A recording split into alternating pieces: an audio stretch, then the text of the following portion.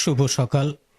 আজকে সাপটগ্রাম মহাবিদ্যালয়ের বাংলা বিভাগ কবিগুরুর জন্মদিন উপলক্ষে বাংলা বিভাগ আয়োজিত আমরা পালন করেছি।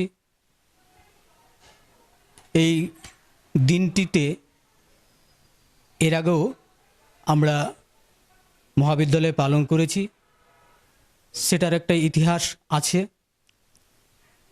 2006 সাল থেকে মহাবিদ্যালয়ের বাংলা বিভাগ প্রতি বৎসরই পালন করে চলছিল, কিন্তু পরবর্তীকালে 2 বছর করোনার ফলে, মহামারীর ফলে আমরা পালন করতে পারিনি।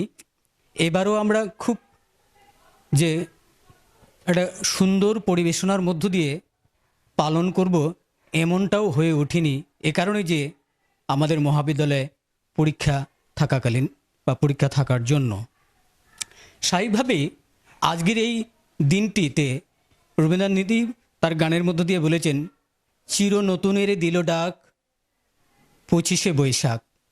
আমাদের এই আজকের এই সংক্ষিপ্ত পরিসরের কার্যপ্রণালী একেবারে সংক্ষিপ্ত, কারণ 1 ঘন্টার আমরা সময় নিয়েছি। আমাদের মহাবিদ্যালয়ে পরবর্তীকালে আমাদের একটি ওয়ার্কশপ রয়েছে, তাই জন্য আমরা 1 ঘন্টা সময়ের মধ্যে যতটুকু পেরেছি, সেই সংকীর্ণ সময়ের মধ্য থেকেও আমরা যতটুকু পেরেছি তা আমরা করতে চেষ্টা করেছি। আমরা আজকে কবিগুরুর প্রতিকৃতিতে সকাল 11টা থেকে আমরা শুরু করেছি। সকাল 11টায় প্রতিকৃতিতে আমরা মাল্যদান, উদ্বোধনী সঙ্গীত। আজকের এই দিনটিতে ছাত্রছাত্রীরা নানা গান, সঙ্গীত এবং তাদের নৃত্যের মধ্য দিয়ে আজকের দিনটা পালন করেছে। স্বাভাবিকভাবে আজকের এই দিনটিতে একটি উৎসবের মেজাজ তৈরি করেছে বাংলা বিভাগের ছাত্রছাত্রী, শিক্ষক শিক্ষয়িত্রীরা। এবং শুধু বাংলা বিভাগ নয়, অন্যান্য বিভাগের ছাত্রছাত্রীরাও এই অনুষ্ঠানে অংশগ্রহণ করেছে। মহাবিদ্যালয়ের পক্ষ থেকে যে আমরা রবীন্দ্র জন্ম জয়ন্তী পালন করেছি, আমার মনে হয় যে সংক্ষিপ্ত হলেও সার্থক হয়েছে বলে আমাদের বিশ্বাস।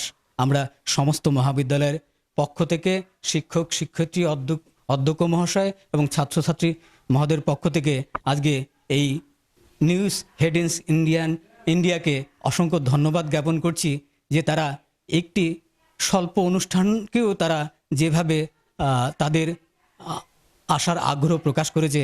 আমাদের বাংলা বিভাগের পক্ষ থেকে, মহাবিদ্যালয়ের পক্ষ থেকে আমি অভিনন্দন, শুভেচ্ছা জ্ঞাপন করছি।